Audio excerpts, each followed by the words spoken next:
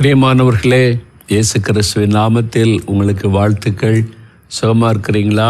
ஆண்டவர் பாதுகாத்து நடத்தினார். ஆண்டவருக்கு ஸ்தோத்திரம். இந்த நேரத்தில் நாம் ஆண்டவருக்கு நன்றி சொல்லி நம்ம ஜெபிக்கணும். அது மாத்திரமல்ல, நம்முடைய எந்த தேவைகள் நெருக்கங்களிலும் நம்முடைய கண்கள் கர்த்தரையே நோக்கி இருக்கணும். இன்றைக்கி உங்களுடைய பிள்ளைகளுடைய படிப்பு காரியம், வேலை காரியம், தொழில் காரியத்தில், திருமண காரியத்தில் தேவைகள் உங்களுக்கு இருக்கலாம். யார் நமக்கு உதவி செய்வாங்க, எங்கே போகிறது, என்ன செய்கிறதுன்னு கலங்கலாம். ஆண்டவரிடத்திலிருந்து ஒத்தாசை வரும். அவர் உங்களுக்கு ஒத்தாசை அனுப்பி உங்களுடைய தேவைகளை சந்திப்பார். ஒன்றும் பயப்படாருங்க. சரியா? சரி, இப்போ வசனத்திலேருந்து சில நம்முடைய நேரம் தியானித்து ஜெபிக்க போகிறோம். ஆதியாகமம் 37ஆம் அதிகாரம் எடுத்துக்கொள்ளுங்க. நம்ம கடந்த வாரத்தில் ஒன்று தியானித்தோம். யோசேப்பு, அவனுடைய ஒரு சின்ன மிஸ்டேக் பாருங்கள். இளம் வயதில் சகோதரருடைய குறைகளை எல்லாம் தகப்பட்டு சொல்லுகிறது, அதனால் உண்டான விளைவு அது ஒன்று. இன்னொரு காரியம், யோசேப்புடைய வாழ்க்கையில் நீங்கள் பார்த்தீங்கன்னா, நீங்கள் சகோதரர்கள் அவனை பகைத்தார்கள். அந்த வசனம் பாருங்கள், 5வது வசனம், ஆதியாகமம் 37:5. அதான் 4வது வசனம், 5வது வசனம் 2 வாசிக்கலாம் பாருங்கள். அவனுடைய சகோதரர் எல்லாரிலும் அவனை தங்கள் தகப்பன் அதிகமாய் நேசிக்கிறதை அவன் சகோதரர் கண்டபோது அவனுடைய பட்சமாய் பேசாமல் அவனை பகைத்தார்கள். முதலாவது, யாக்கோபு யோசேப்பை ரொம்ப நேசித்து பலவரன் அங்கெல்லாம் தைத்து கொடுத்தார். விசேஷமாக மற்றவங்களை விட டிஃப்ரெண்டான ஒரு வஸ்திரம்லாம் தைச்சி கொடுத்த உடனே, அதிக அன்பு காண்பிக்கிறத பார்த்த உடனே மற்ற சகோதரர்களுக்கு கோபம் வருது. அதனால் யாரை பகைச்சாங்க? யோசேப்பை பகைத்தார்கள். தகப்பன் செய்த மிஸ்டேக்குனால சகோதரர்களுக்குள்ளே பகைமை உண்டானது. யோசேப்பை பகைத்தார்கள். 1. 2வது 5வது வசனம் பாருங்கள். யோசேப்பு ஒரு சொப்பனம் கண்டு அதை தன் சகோதரருக்கு அறிவித்தான். அது நிமித்தம் அவனை இன்னும் அதிகமாய் பகைத்தார்கள். இன்னும் அதிகமாய் பகைத்தாங்க. ஏன்னா யோசேப்பு ஒரு சொப்பனம் கண்டான். அந்த சொப்பனத்தில் அவன் உயர்ந்திருப்பதாகவும் அவனுடைய தாய், தகப்பன், சகோதரர்கள் அவனை பணிந்து கொள்வதை போன்ற ஒரு சொப்பனம். அதாவது தேவனுடைய எதிர்காலத்தை வைத்திருக்கிற திட்டம், அவன் உயர்த்தப்பட்டிருக்கிற காரியத்தை சொப்பனத்தில் வெளிப்படுத்தி இருந்தார். அப்போ யோசேப்பு என்ன பண்ணியிருக்கணும்? கர்த்தர் வெளிப்படுத்தினதை தனக்குள்ளே வைத்து ஜெபம் பண்ணி இருக்கணும். அதற்கு தன்னை தகுதிப்படுத்தி கொண்டிருக்கணும். அவன் பாருங்கள், உடனே பொதுவாக அந்த சின்ன பிள்ளைகளுக்கு அதான் ஒரு வாஞ்சை. நமக்கு ஒரு காரியம் வெளிப்பாடு வந்துட்டா, ஆண்டவர் பேசிட்டா எல்லாருக்கும் சொல்லிடணும். அந்த மாதிரி யோசேப்பு அவசரப்பட்டு என்ன பண்ணிட்டான்? சகோதரன்கிட்டே போய் சொல்லிட்டான், நீங்கள்லாம் ஒரு நாள் என்னை வணங்குவீங்க, கர்த்தர் என்ன தான் உயர்ந்த இடத்துல வைக்க போகிறார், எனக்கு இப்படி சொப்பனெல்லாம் காமிச்சிருக்கிறார் பாருங்க அப்படின்னு சொன்னான். பாருங்க, இவனை இன்னும் அதிகமாய் பகைத்தார்கள். அப்போது யோசேப்புடைய மிஸ்டேக் 2வது, சொப்பனம் கண்டா அதை மனதில் வைத்திருந்திருக்கணும். அதை ஆண்டவருக்கு தெரியப்படுத்தி ஜெபித்திருக்கணும். அதை விட்டு சகோதரர்கள் பாதிக்கப்படுகிற மாதிரி சொப்பனத்துக்கு அவன் விளக்கம் சொல்லி, அதான் உண்மை, ஆனால் அதை இப்போ சொல்லியிருக்க வேண்டிய அவசியம் இல்லை, சொல்லிட்டான். அதனால் அதிகமாய் பகைத்தார்கள். அதன் பிறகு மறுபடியும் ஒரு சொப்பனம் கண்டான். அப்போ அவனுடைய தகப்பன் யாக்கோபு கூப்பிட்டு கண்டிக்கிறான், நாங்கள்லாம் உன்னை வணங்குவோமா, சும்மாரு அப்படின்னு சொல்லி. இப்போ யாக்கோபு சொப்பனம் கண்டு தேவன் அதை நிறைவேற்றினது யாக்கோபுக்கு தெரியும். அப்போ யோசேப்புக்கு இது கர்த்தர் கொடுத்த சொப்பனம் என்று தெரிந்திருக்க வேண்டும். அப்போ என்ன செய்திருக்கணும்? மகனை கூப்பிட்டு, மகனே, ஆண்டவர் உனக்கு எதிர்காலத்துக்கு வெளிப்படுத்தி இருக்கிறார், ஆனால் இதில் நாங்கள் எல்லாம் சம்பந்தப்பட்டு இருக்கிறோம், நீ அதை வெளியே சொல்லக்கூடாது, மனதில் வைத்துக்க, ஜெபம் பண்ணு, ஆண்டவர் ஏற்ற வேளையில் இந்த சொப்பனத்தை நிறைவேற்றி தருவார். இப்போ நீ வெளியே சொன்னால் உன்னை பெருமைப்படுத்துவதாக இருக்கும், உன் சகோதரர்களே அதை பாதிக்கும், அதனால் உங்களுக்குள்ள அன்பு பாதிப்பு ஏற்படும் என்பதை யாக்கோபு யோசேப்புக்கு சொல்லி கொடுத்திருந்திருக்க வேண்டும். அதை யாக்கோபு தவறிவிட்டார்.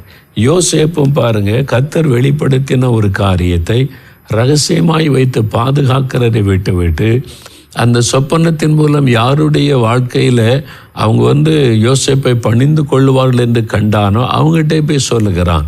அப்போ நேச்சுரலாக அவங்களுக்கு கோபம் வரும். அதனால் அவனை பகைத்தார்கள் என்பதாய் பார்க்கிறோம். 11ஆம் வசனம் பாருங்க. அவன் சகோதரர் அவன் மேல் பொறாமை கொண்டார்கள். அவன் தகப்பனோ அவன் சொன்னதை மனதிலே வைத்து கொண்டான், பொறாமை கொண்டார்கள். பாருங்கள், இந்த 2 பக்கமும் மிஸ்டேக் இருக்கிறது. ஒன்று, யோசேப்பு செய்கிற தவறு என்ன, சொப்பனம் கண்டுட்டான், அதை மனதில் வைத்திருந்திருக்க வேண்டும். அதை போய் சகோதரங்கிட்டே சொல்கிறான், நீங்களாம் ஒரு நாள் என்னை பண்ணுவீங்க, ஆண்டவர் எனக்கு இவ்வளோ பெரிய சொப்பனம் கொடுத்துருக்கிறார், நிறைவேற போகிற பெருமையாக சொல்லிட்டானா, அவனுக்குள்ள ஒரு சந்தோஷம் பெருமை வந்து விட்டது. அதனால சொல்லிட்டான். அது அவனுடைய தவறு. இப்போ 2வது தவறு, யாக்கோபுக்கு இது தெரிய வந்தபோது கூப்பிட்டு என்ன சொல்லியிருக்கணும், மகனே இதை மனசில் வைத்துக்க, நீ இந்த சொப்பனத்துக்கெல்லாம் அர்த்தம் சொன்னீன்னா அவன் சகோதரங்க பாதிக்கப்படுவாங்க, அவனுடைய அன்பை நீ இழந்து போவ, இதெல்லாம் வெளியே சொல்லக்கூடாது, மனசில் வச்சுக்க, நீ அப்பாட்ட மட்டும் சொல்லு, நான் அவனை கைடன்ஸ் கொடுக்குறேன். ஏன்னா அவர் சொப்பனம் கண்டு அப்படியே ஆண்டவர் நடத்தி கொடுத்திருக்கிறார். அப்படிலாம் யாக்கோபு வழி நடத்தி இருக்கணும் மகனை. அது அவர் செய்த தவறு. 3வது, அவருடைய மற்ற சகோதரர்கள். சரி, யாக்கோபு இளம் வாலிபன், 17 வயசு, சின்ன பையனாக இருக்கிறான். அவன் ஒரு விளையாட்டுத்தன்மையில் இருக்கிறான். அவன் ஒன்று சொன்னால் அதை பெருசாக எடுத்து அவனை பகைக்கிற அளவுக்கு போயிட்டாங்க. அதுக்கு பதில் அவனை கூப்பிட்டு, தம்பி நீ இப்படிலாம் பேசக்கூடாது, சரி உனக்கு ஆண்டவர் சொப்பனம் கொடுத்தா உன்னோட வச்சுக்க, அதெல்லாம் நாங்கள் உனக்கு கீழே நிற்போன்னு ஏன் நீ எங்களை வேதனைப்படுத்துகிற, எங்களை இரிட்டேட் பண்ணுற, நீ சொல்கிறது எங்களுக்கு கோபமாக இருக்குது அப்படின்னு நேரில் பேசியிருந்திருக்கலாம். அதுக்கு பதில் அவன் மேலே பொறாமை கொண்டு அவனை கொன்னுறணும் என்கிற சூழ்நிலைக்கு வந்து விட்டார்கள். அந்த அளவிற்கு உள்ளத்தில் கசப்புக்கு இடம் கொடுத்து விட்டார்கள். எல்லா பக்கமே காணப்படுகிற தவறுகளை நீங்கள் யோசித்து பாருங்கள். இந்த தவறுகளை நம்ம வீட்டில் செய்திடக்கூடாது என்பதற்குத்தான் ஆவியானவர் இதெல்லாம் எழுதி வைத்திருக்கிறார். இப்போ உங்கள் வீட்டில் பாருங்கள், சில பிள்ளைகள் நல்ல ஜெபம் பண்ணுவாங்க, கர்த்தர் பேசுகிற அனுபவத்தை பெற்றிருப்பாங்க, தரிசனம் உடையவளாக இருப்பாங்க.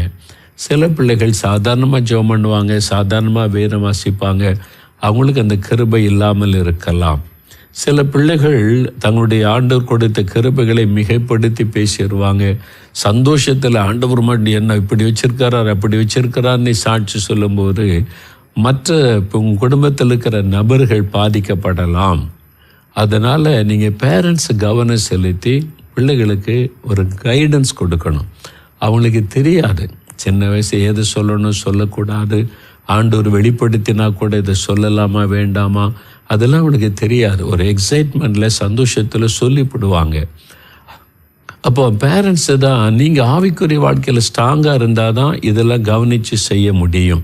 நீங்களே ஜெபிக்கிறதில்ல, பைபிள் வாசிக்கிறதில்ல, கர்த்தரோடு நெருங்கின உறவில் இல்லைன்னா உங்கள் பிள்ளைகளை நீங்கள் வழிநடத்தவே முடியாது. முதல்ல உங்களை பலப்படுத்தி கொள்ளுங்க. நல்ல வேதம் வாசிங்க, ஜெபிங்க, வசனத்தில் தேறினவர்களாக காணப்படணும். கர்த்தருக்குள்ளே உங்களை பலப்படுத்தி கொள்ளுங்க. 2வது, உங்களுடைய பிள்ளைகளுடைய ஆவிக்குரிய நிலைமைகளை புரிந்து கொண்டு அவங்களுக்கு ஆலோசனை கொடுங்க. இப்போது அவங்க பகைக்கிறாங்கன்னு யாக்கோபுக்கு தெரியும், யோசேப்பை பகைக்கிறாங்கன்னு. ஒரு தகப்பன் என்ன பண்ணியிருக்கணும், எல்லாரையும் கூப்பிட்டு வாங்கப்பா, யோசேப்பு நெல், இவன் சின்ன பையன்ப்பா, அவங்கள ரொம்ப இளையவன், நீங்கள்லாம் முதிர்ச்சி அடைந்தவங்க, விளையாட்டுத்தனமாக ஏதாவது சொல்லிடுவான், நீங்கள் அதெல்லாம் மனசில் வைக்காதுங்க, உங்கள் தம்பி தானே, அவனை மன்னித்து ஏற்றுக்கொள்ளுங்க, அவன் சொல்கிறத வச்சு அவனை பகைக்காதுங்கன்னு சொல்லி அவங்கள ஒப்புரவாக்கி ஜெபம் பண்ணி இருக்க வேண்டும். அதில் யாக்கோபு தவறி விட்டார். அதனுடைய விளைவு தான் கொலை செய்கிற அளவிற்கு அவங்க துணிஞ்சிட்டாங்க. எனக்கு அன்பானவர்களே, அப்போ நம்ம வீட்டுக்குள்ளே சின்ன சின்ன பிரச்சனை வரும்போதே நீங்கள் கவனம் செலுத்தி அதை எப்படி சரிப்படுத்தணும் என்பதை தேவனுடைய ஆலோசனை பற்றி சரிப்படுத்தி விட வேண்டும். அப்படி செய்யாவிட்டால் பெரிய ஒரு விளைவுகளை அதை ஏற்படுத்தி விடும். கசப்பு, பகை, சண்டை, அது மாதிரி பிரிவினையை கொண்டு வந்து விடும். அதனால் நீங்கள் உங்களுடைய பிள்ளைகள் பேசுகிற காரியம், 2 பிள்ளைகள் சண்டை போடுறாங்க, பேசாமல் இருக்காங்கன்னா, சரி அவன் அப்படி தான் இவா இப்படி தான் இருந்துட்டு போங்கன்னு விட்டுறக்கூடாது. நீங்கள் பிள்ளைகளோடு பேசணும். தனித்தனி யாரையும் குற்றப்படுத்திடக்கூடாது. அடுத்த பிள்ளை கோவம் வந்துடும். ஒன்றை குற்றப்படுத்தினா அடுத்த பிள்ளை கோவம் வந்துடும், அவங்கள குற்றப்படுத்தினா இவங்களுக்கு கோவம் வந்துடும். அப்போ நீங்கள் ஞானமாக செயல்படணும். 2 பேரையும் தனித்தனியாக கூப்பிட்டு அன்பாக பேசணும். அவங்கள்ட்ட விலைக்கு சொல்லணும், நம்முடைய குடும்பம், இயேசு நம்முடைய குடும்ப தலைவர், நம்ம எல்லாம் ஆண்டவருடைய பிள்ளைகள், இந்த மாதிரி காரியத்தை பெருசுப்படுத்தாமல் நம்ம மன்னிக்கணும் அப்படின்றலாம் கற்றுக் கொடுத்து பிள்ளைகளுக்குள்ளே ஒப்புரவாதலை உண்டாக்கிடணும். சொல்லுவாங்க பெருமையாது, என் பையனும் பொண்ணு பேசிக்கவே மாட்டாங்க, 4 வருஷம் ஆச்சு அப்படின்னு. ஆனால் பெற்றோர்கிட்ட நல்லா பேசிக்குவாங்க. ஆனால் அவங்க 2 பேரும் பேசிக்க மாட்டாங்க. இதை சீரியஸாக நீங்கள் எடுக்கணும். அதுக்கு பின்னால் பிசாசு கிரியை இருக்கிறது. ஒரு மனதை கெடுக்கிற ஆவி, சமாதானத்தை கெடுக்கிற ஆவி, பின்னால் அது பேரும் ஒரு விளைவை உண்டாக்கிவிடும். அதனால் நீங்கள் அவங்களுக்காக முதல்ல ஜெபம் பண்ணுங்க. அப்புறம் 2 பேர்கிட்ட தனித்தனியாக பேசுங்க. அவங்கள உட்கார வச்சு அவங்கள விளங்கி கொள்ள பண்ணுங்க. அந்த தடுப்பு சுவர் உடைக்கப்பட்டு விடும். அது ரொம்ப முக்கியம். நிறைய பெற்றோர் இதை செய்யாததுனால பிள்ளைகளுக்குள்ள கசப்புகள் வளர்ந்து வெறுப்புகள் உண்டாகி பின்னால் காலத்தில் சிலர் நீதிமன்றத்தில் வழக்கு கேஸு நிறைய செய்தித்தாளில் பார்க்குறோம்ல, அதனால் கொலைகள் நடக்கக்கூடிய அளவிற்கு காரியம் போய்விடுகிறாரு. அதனால் இந்த ஆரம்ப நிலைமையிலேயே நீங்கள் பேரண்ட்ஸ் கவனம் செலுத்தி உங்கள் வீட்டுக்குள்ள சமாதானத்தை பாதிக்கிற எதுக்கும் இடம் கொடுக்கக்கூடாது. உங்களுடைய குடும்பத்துக்குள்ள ஒரு மனதை கெடுக்குது, சமாதானத்தை பாதிக்குதுன்னு சொன்னால் சம்பந்தப்பட்ட நபரோட பேசணும். இது எதுக்கு நீ வெளியே சொல்லணும், உனக்குள்ளே வச்சுக்க. நீ ஆண்டவர்கிட்ட பேசி ஜெபம் பண்ணு, ஓகே எனக்கு சந்தோஷந்தான், ஆனால் நீ ஞானமாக இருக்கணும்னு சொல்லி நீங்கள் ஆலோசனை கொடுத்து வழி நடத்தணும். அது ரொம்ப முக்கியம். சரியா? அப்படி செய்யும்போது பாருங்கள், ஆண்டவர் அழகாக அந்த காரியத்தில் கிரியை செய்து பிரச்சனைகள் எழும்பாதபடி காத்து கொள்ளுவார். ஒரு விபரீதம் நடக்காதபடி ஆண்டவர் காத்து கொள்ளுவார். அதனால் இன்றைக்கே உங்கள் வீட்டில் அப்படி காரியம் இருந்தால் ஜெபம் பண்ணி சரிப்படுத்தி கொள்ளுங்க. இந்த மாதிரி பிரச்சனைகள் எழும்பும்போது உடனே ஜெபம் பண்ணி காரியத்தை சரிப்படுத்தி கொள்ளுங்க. அப்போ குடும்பத்தில் அன்பு, ஐக்கிய, சமாதானம் நிலைத்திருக்கும். இப்போ நம்ம ஜெபம் பண்ணலாமா? ஆண்டவரே, எங்கள் வீட்டுக்குள்ளே இந்த மாதிரி பிள்ளைகள் பேசாமல் இருக்கிறாங்க, ஒருத்தருக்கு ஒருத்தர் பகையாக நினைக்கிறாங்க, மூஞ்ச தூக்கி கொள்கிறாங்க, அவங்க ஒரு ஐக்கியமாக இருக்கிறதில்ல, ஆளுக்கு ஒரு பக்கம் குறை சொல்கிறாங்க, இதெல்லாம் நீங்கள் சரிப்படுத்தணும். எங்கள் பிள்ளைகளுக்குள்ளே தேவ அன்பு உண்டாயிருக்கணும்.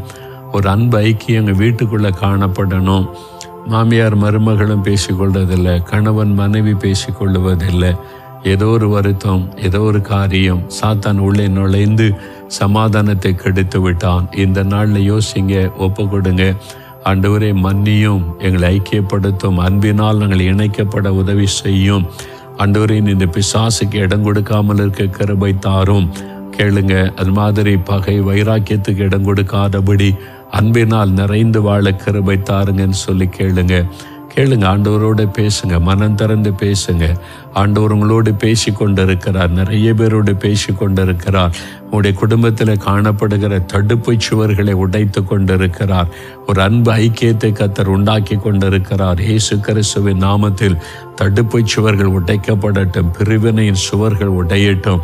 ஒரு அன்பு ஐக்கியம் எல்லாருக்குள்ளும் உண்டாகட்டும். மன்னிப்பதும், ஆண்டவரை சகித்து கொள்ளுவதும், ஒருவர் நேசிக்கிறதும் இப்பொழுது எல்லாருடைய உள்ளத்தில் அந்த அன்பு உண்டாகும்படிக்கு செய்யும்.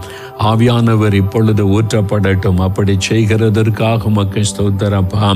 இப்போ ஒருமனப்பட்டு ஐக்கியப்பட்டு குடும்பமாய் ஒன்றாய் இணைந்து நிற்க கிருபை தாரும். இப்பொழுது அவனுடைய தேவைகளை சந்தியும். அவள் எழுதி வைத்து ஜெபிக்கிற ஒவ்வொரு காரியத்திலும் அற்புதம் நடக்கணும்ப்பா. தடைகள் விலகணும். இந்த வாரத்தில் அதையெல்லாம் நீர் வாய்க்க பண்ணி அவளை மகிழ பண்ணியும். ஆண்டவர், அப்படியே எங்களுடைய கிராமத்துக்காக ஜெபிக்கிறோம், எங்கள் பட்டணத்துக்காக ஜெபிக்கிறோம். உடைய ரத்தத்தை கிராமத்தில் தெளிக்கிறோம், எங்களுடைய பட்டணத்தில் தெளிக்கிறோம். ஆண்டவருடைய பிரசன்னம் எங்களுடைய கிராமம் பட்டணத்தை நிரப்பட்டும். எல்லாருடைய மனக்கண்கள் திறக்கப்படட்டும், மனக்கண்கள் திறக்கப்படட்டும்.